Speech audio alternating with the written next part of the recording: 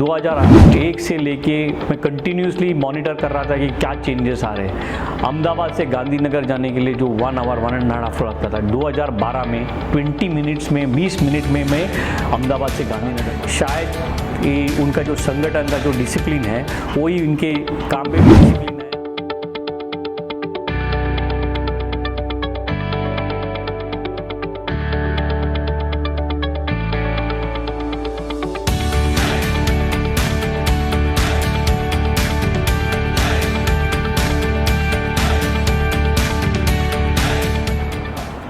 एक छोटा सा मैं वाकया बताना चाहता हूँ। 2014 में मेरी बेटी को सिर्फ 2 इंस्टीट्यूट से MBA करना था, तो हम लोग इंडिया वापस आ गए।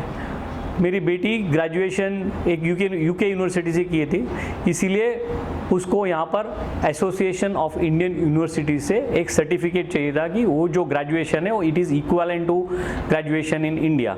उसके बाद ही आपको इंडिया में पोस्ट ग्रेजुएशन या MBA या कैट में बैठने को देते हैं। इसके पहले ऐसे थे, जब भी उसने वो यूके यूनिवर्सिटी में जब एडमिशन लिया तभी इंडिया के जो रूल्स यूपीए गवर्नमेंट के डिफरेंट थे कि ये इंस्टीट्यूट ऑलरेडी वो लिस्ट में थी, तो automatically she qualified for that entrance exam in India.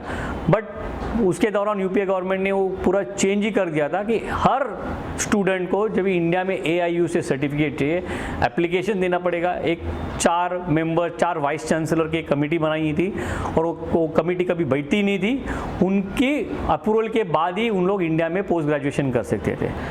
तो हम इंडिया आने के बाद 1 महीने हो गए, 1.5 महीने हो गए, AIU से बात कर रहे थे। हालांकि AIU के जो सेक्रेटरी थे बहुत ही अच्छे थे, बहुत कॉपरेट करते थे, मगर उन्होंने बताया कि मैं कुछ नहीं कर सकता हूँ जब तक कि 4 वाइस चांसलर मिलते नहीं और जब तक मीटिंग में नहीं होता है। तो 1-1.5 महीने के बाद मुझे लेटर आ गया कि आपका रिजेक्ट हो गया।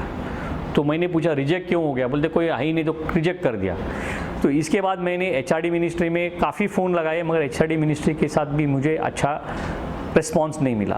तो एक दिन गुस्से में मैंने PM के ऑफिस में फ़ोन किया और उनको बोला कि मुझे सिर्फ PM से ही बात करना है। उन्होंने पूछा क्या काम है? मैंने बोला नहीं, मुझे सिर्फ PM से ही बात करना है, क्योंकि मैंने उनको वोट दिया है, मुझे उनसे ही बात करना है।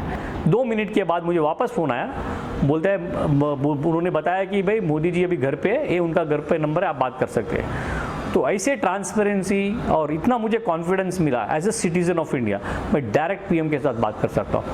तो मैंने मेरा कुछ बैकग्राउंड बताया, बोला कुछ बैकग्राउंड मत बताओ, आप सिर्फ सिटीज़न है इंडिया के, आपका प्रॉब्लम है आप बताओ। मैंने बोला मैंने पूरा सुना है क्या क्या प्रॉब्लम है, कोई भी डिसीजन नहीं ले रहा, मेरा बेटी डिमोटिवेट हो रही। तो उन्होंने बोला कि ठीक है, एक लेटर लिखो और मुझे फैक्स करो। तो जब भी उन्होंने फैक्स करो बोला तो मैं बोला मोदी जी तो डिजिटल इंडिया की बात कर रहे हैं, मैं ईमेल कर देता हूँ, क्यों फैक्स करें, फैक्स तो मिलता ही नहीं है आजकल। तो बोलते नहीं, अगर ईमेल करेंगे PMO ऑफिस में जाएगा, PMO से वापस घर पे आने तक मोदी जी घर पे नहीं रहेंगे, इसीलिए मैं आपको फैक्स करने बोलता हूँ। फिर 2 घंटे बोलते 2 घंटे है मोदी जी, फिर बाहर जा रहे हैं, कभी मिलेंगे पता नहीं। तो मुझे 4 घंटे के बाद मैंने फैक्स मशीन का अरेंज किया, मैंने फैक्स किया। इतना सरप्राइज़ हो गया, जैसे मैंने फैक्स भेजा दुकान से, मुझे मेरे मोबाइल में फ़ोन आ गई PM के घर से कि आपका फैक्स मिल गया, हमने PM को बता दिया है। और PM ने आश्वासन दिया कि 72 घंटे में आपका काम हो जाएगा, आपकी बेटी मेरी बेटी जैसी है।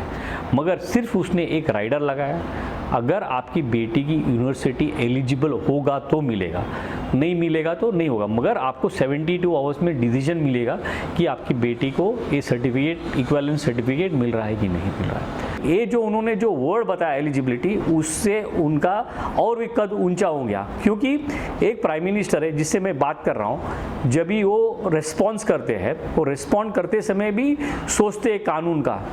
तो उसके बाद उन्होंने मुझे एक नंबर दिया, आप ये नंबर से बात कर लो, वो आपका काम, वो HRD मिनिस्ट्री से आपका काम बढ़ाएंगे। हमने भी उनको फ़ोन कर दिया। तो जैसे मैंने सोचा था वैसे वो उधर से कोई भी फीडबैक नहीं आया। मैं तुरंत वापस PM के घर पे फ़ोन करके बताया कि मेरा काम नहीं हो रहा है, इन लोग जिसको फ़ोन करने बोल रहे हैं वो फ़ोन भी नहीं उठा रहे हैं। 10 मिनट के बाद मुझे वापस जो नाम दिया गया है उनसे वापस फ़ोन आया, आप क्यों PM के घर पे वापस फ़ोन किया? मैं तो आपका काम कर रही हूँ।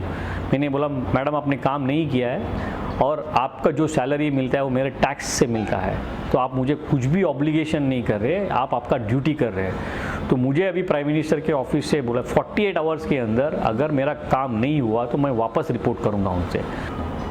तो विद इन 48 आवर्स मुझे फिर AIU से उस सेक्रेटरी का फ़ोन आया, बोला कि भाई नीलकंठन जी आपने क्या कमाल किया पता नहीं, आपका बेटी का काम हो गया और उसके साथ 200 बच्चों का काम हो गया, जो नहीं हो रहा था क्योंकि 200 बच्चे जिसने अप्लाई किया सबका जो भी एलिजिबल थे उनको मिल गया।